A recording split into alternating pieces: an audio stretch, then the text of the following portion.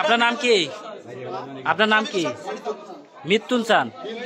হ্যাঁ, বিদ্যুৎ কি হয়েছে আপনার? কি করছেন ওই জায়গায়? দোকানে বসে কাম করতেছি, হ্যাঁ, কাম করতেছি, ওর সাথে তর্কাতর্কি হয়েছে। আপনি কি মারছেন তারে? না, ওই ঠেকাতে যে লাগিয়ে গেছে।